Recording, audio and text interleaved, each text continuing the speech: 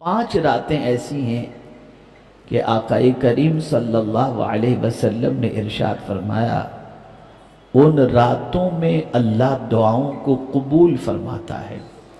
رجب کی پہلی رات، اس رات کو بھی اللہ دعا قبول فرماتا ہے۔ شب جمعہ، اس میں بھی اللہ دعاؤں کو قبول فرماتا ہے، ہر شب جمعہ۔ اور تیسری رات ہے شب برات، اس میں بھی اللہ دعاؤں کو قبول فرماتا ہے۔ اور عیدین کی دونوں راتیں، یعنی صبح عید و اس کے پہلے کی جو رات ہے، وہ ان دونوں راتوں میں بھی اللہ دعاؤں کو قبول فرماتا ہے۔ اس وقت اس کی رحمت جوش میں ہوتی ہے، ان راتوں میں اس کی رحمت جوش میں ہوتی ہے۔ کبھی ہوتا ہے نا، خود حضور صلی اللہ علیہ وسلم کے حوالے سے فرمایا گیا، یوں تو رسول اعظم صلی اللہ علیہ وسلم سخی تھے، لیکن رمضان میں سخاوت بہت بڑھ جاتی تھی۔ تو کبھی کبھی ہوتا ہے، تو یوں تو اللہ کی رحمت ہمیشہ برستی ہے، لیکن کچھ ایام، کچھ راتیں ایسی ہیں جس میں اللہ کی رحمت بے پناہ برستی رہتی ہے۔ تو اسی طرح سے دعاؤں کے لیے اللہ نے شب برات کے بارے میں فرمایا۔ اور سب سے اہم چیز اسے شب برات، نجات کی رات کہا جاتا ہے، کہ اس رات پروردگار بنی کلب کی بکریوں کے بالوں کی تعداد کے برابر یا اس سے زیادہ اپنے بندوں کو معاف فرما دیتا ہے۔ اور معافی کتنی بڑی چیز ہے آپ جانتے ہیں، کتنی بڑی چیز ہے۔ اگر میں اس کے بارے میں صرف گفتگو کروں تو اسی کے لیے پوری 1-1.5 گھنٹے کی تقریر ہو سکتی ہے۔ جتنے بھی انبیاء ہیں، انہوں نے اللہ کی بارگاہ میں سب سے پہلے مغفرت کی دعا کی۔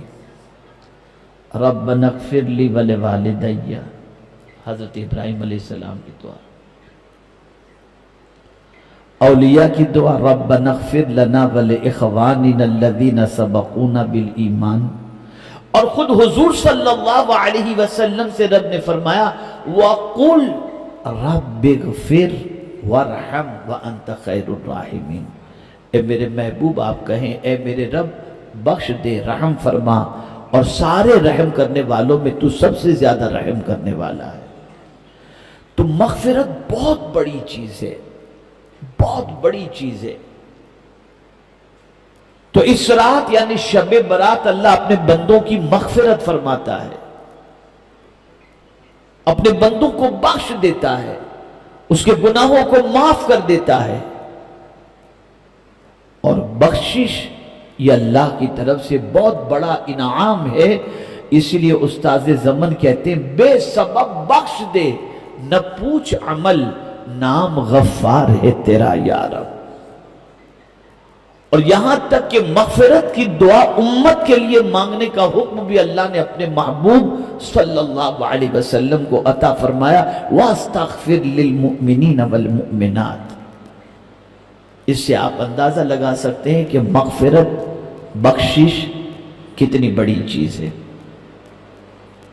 لیکن شب برات کے حوالے سے اللہ کے رسول صلی اللہ تعالی علیہ وسلم ارشاد فرماتے ہیں، بنی کلب کی بکریوں کے بالوں کی تعداد کے برابر یا اس سے زیادہ اللہ اپنے بندوں کی مغفرت فرماتا ہے۔ لیکن کچھ بندے ایسے ہیں جن کی مغفرت اس رات کو بھی نہیں ہوتی۔ وہ کون ہیں جن کی اس رات بھی مغفرت نہیں ہوتی؟ ایک مشرک کے بارے میں کہ اللہ تعالیٰ اسے معاف نہیں فرماتا، اور دوسرا اس مومن کو معاف نہیں فرماتا جو 2 مومن آپس میں ایک دوسرے کے لیے سینے میں کینہ رکھتے ہوں۔ سرکار فرماتے، اللہ فرماتے، ان کو ان کے حال پہ چھوڑ دو۔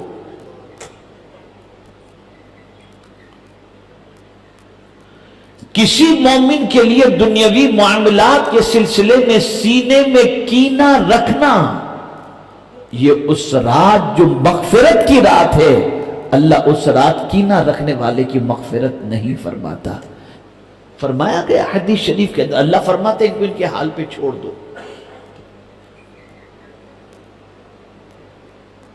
اعلیٰ حضرت عظیم البرکت امام عشق و محبت کے حوالے سے حضور صدر الشریعہ علیہ الرحمہ ارشاد فرماتے ہیں کہ 14 شعبان سے پہلے اعلیٰ حضرت عظیم البرکت اپنے گھر پر مسلمانوں کو بلاتے اور فرماتے شب برات سے پہلے گلے مل لو، تم ایک دوسرے کو معاف کرو، خدا تم کو معاف فرما دے گا۔ یہ حضور صدر الشریعہ علیہ الرحمہ نے لکھا ہے۔ حضرت عظیم البرکت نے فتاوی رضویہ شریف میں اس کو نقل فرمایا ہے۔ اس کے اندر شعبان کی 15 تاریخ ہے، جمعہ کے دن کے حوالے سے ملتا ہے کہ یہ وہ دن ہے کہ رشتہ داروں کی روحیں گھر کے دروازے پر آتی ہیں اور رحم و کرم کی بھیک مانگتی ہیں۔ اس لیے فرمایا گیا کہ تم ان دنوں کے اندر اپنے مرحومین کے لیے صدقہ کیا کرو تاکہ اس کے ذریعے اللہ تعالیٰ ان پر کرم کی نظر فرمائے، ان کی بخشش فرمائے اور ان کو قبر کے اندر راحت عطا فرمائے۔ اور اسی کے ساتھ ساتھ میرے پیارے آقا صلی اللہ علیہ وسلم کے پیارے دیوانوں، شب برات بائک لے کر بھٹکنا، ہوٹلوں میں کھانا کھانا، گیم کھیلنا، ہنسی مذاق، کہے لہو و لعب، اگر کوئی اس میں ملوث ہوتا ہے تو سمجھ لینا چاہیے کہ اس کا دل بے پناہ گناہوں کی وجہ سے سخت ہو چکا ہے، اور اگر وہ اس رات مسجد میں جا کر اللہ کو منانے کی کوشش کرتا ہے، راضی کرنے کی کوشش کرتا ہے، اس رات قبرستان جاتا ہے، اللہ سے مغفرت کی بھیک مانگتا ہے، اس لیے کہ اللہ عز و جل آسمانی دنیا پر تجلی فرماتے ہوئے نزول اجلال فرما کر تجلی فرماتا ہے، اور صبح تک طلوع فجر تک اللہ کی رحمت پکار پکار کر کہتی ہے کوئی مجھ سے بخشش کا طلبگار کہ میں اس کی خطاؤں کو معاف کروں؟ ہے کوئی روزی کا طلبگار کہ میں اسے روزی عطا کروں؟ لیکن چند کم نصیب ایسے بندے بھی ہیں جو اس مبارک شب کے اندر بھی کھانے پینے، لہو و لعب، چائے قہوہ، مستی مذاق، اس کے اندر اپنا وقت گزارتے ہیں۔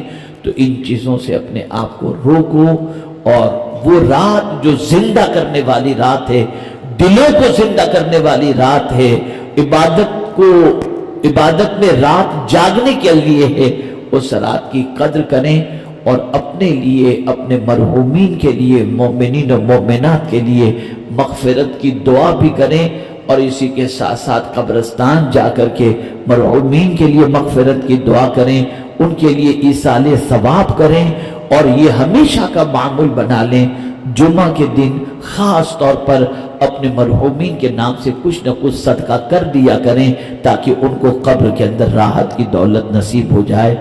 اور شب برات جن لوگوں کو اللہ تعالیٰ بخشش کا پروانہ عطا فرمانے والا ہے، ان بخشش کے پروانہ پانے والوں میں اللہ ہمارا بھی شمار فرمائے۔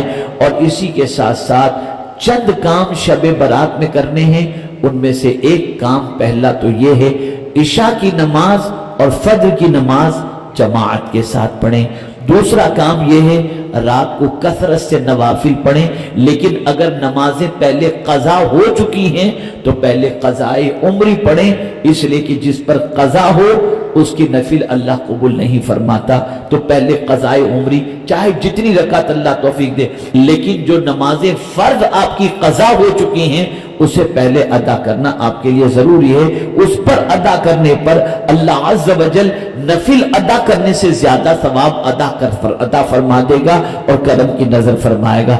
اسی کے ساتھ وہ رات خود دعاؤں کے اندر گزاریں، عبادت میں گزاریں، نماز کے اندر گزاریں، تلاوت میں گزاریں، اور سب سے زیادہ جو چیز اس رات کو مانگنی ہے وہ یہ ہے کہ اللہ سے بخشش کی بھیک مانگو، مغفرت کی بھیک مانگو۔ میرے پیارے آقا صلی اللہ علیہ وسلم کے پیارے دیوانوں، جو بخش دیا گیا اس کے لیے نجات ہو گئی، اس کی دنیا اور آخرت دونوں سنور گئی۔